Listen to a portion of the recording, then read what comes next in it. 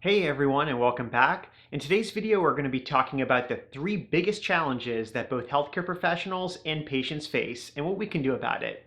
Stay tuned.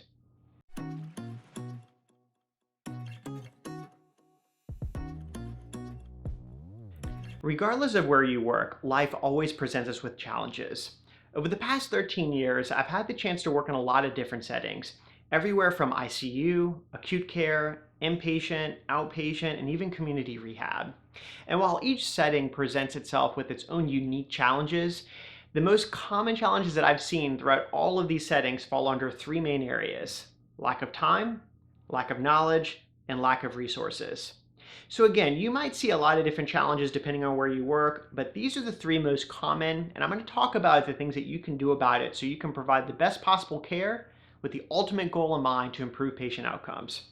So there's never enough time in the day. That's why I always reiterate and stress. If you want to make the best use of your time, you have to plan your therapy sessions. You have to talk with the nursing team, the PT team, the speech department. You have to come together as an interdisciplinary team to make the best use of the time during the day.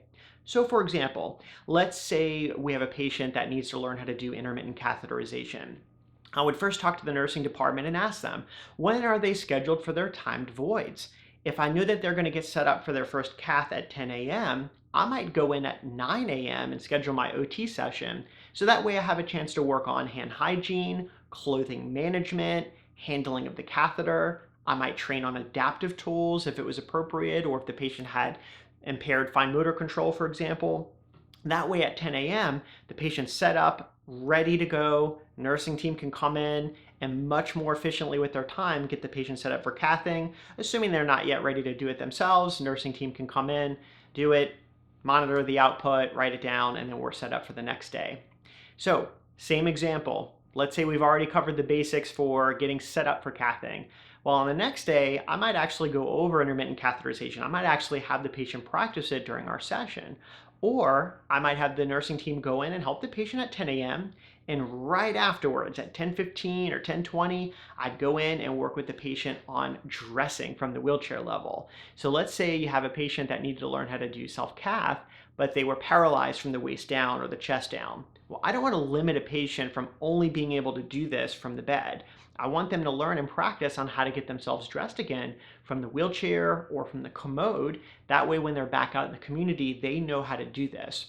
So again, if you're not talking amongst an interdisciplinary team, you're not going to be able to make the best use of your time. So again, there's not enough time in the day. We've got to cover so many things as healthcare professionals in a short period of time. On average, in an inpatient rehab setting, for example, patients may only have 2 to 3 weeks, some settings less.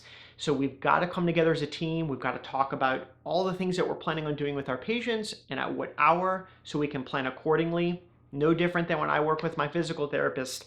I'm going to ask them, hey, are you going to do a heavy workout with a patient at 9 a.m.? If you're going to do that, I don't want the patient to be exhausted and then they can't get through their OT session at 10 a.m. So I might schedule them in the afternoon that day.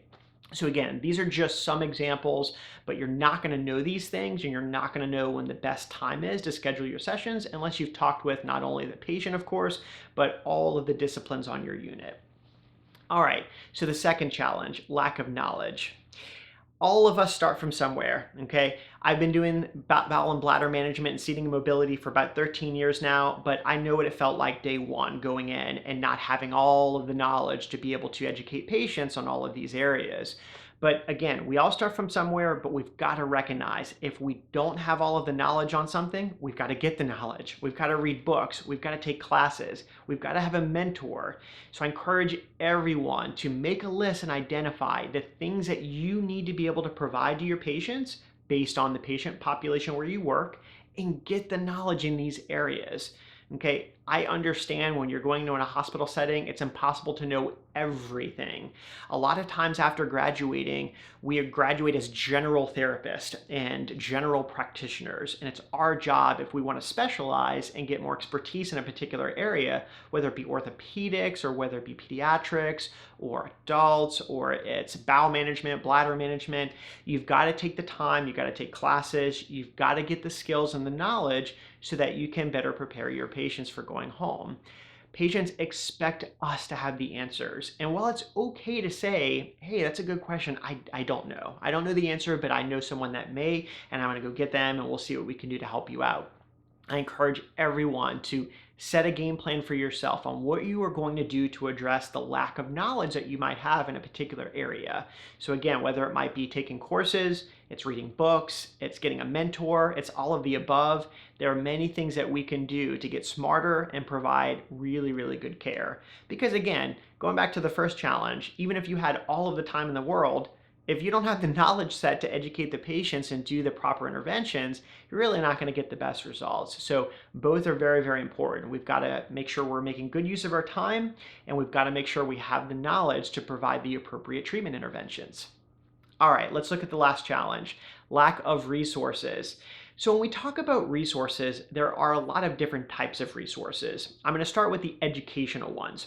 So printouts, handouts, any sort of educational material to educate patients on a particular disease state or diagnosis or injury, anything that we want to make sure we're preparing our patients on, whether it's proper fluid intake, it's how to manage your skin and proper hygiene for going home.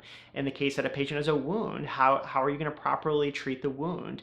What type of pressure reducing equipment are you going to recommend? If you're giving the patient a ROHO cushion, for example, you need to be able to provide them with educational material so that they know how to set the proper air level in the cushion so it's not overinflated or it's not underinflated. So lack of resources. We talk about physical resources like durable medical equipment, adaptive tools. If you have a patient that needs to do a neurogenic bowel program and they have impaired fine motor function, and you don't have a suppository inserter or a digital stimulator, it doesn't matter if you have all of the knowledge and all of the time. If you don't have the resources and the proper DME to get the patient set up properly for training, they're not going to get independent with it.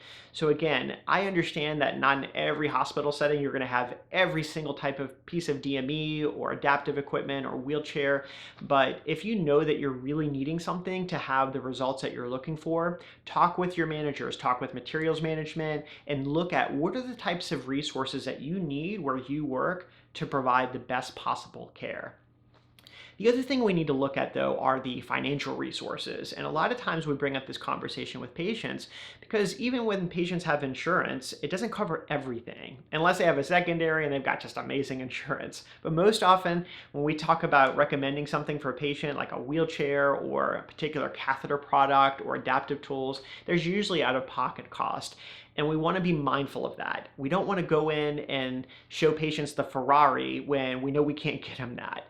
So I'm not saying don't show patients the assistive technologies and tools and things just because they may not have the resource for it, but it's important to educate your patients from the beginning and making sure you're asking those questions so that you can provide the appropriate recommendations. And if a patient does not have resources, you need to educate them on external funding sources and resources in the community to help pay for these services, products, DME, or anything that you're recommending that they need. All right, so 3 biggest challenges: lack of time, lack of knowledge, lack of resources. There's a lot of challenges that we face throughout the day, but these are the 3 most common ones. There's a lot of things that we can do about it, but again, it requires working together as a team so we can provide the best possible outcomes. All right, if this was helpful, like, subscribe, and share, and we'll be back soon for the next one.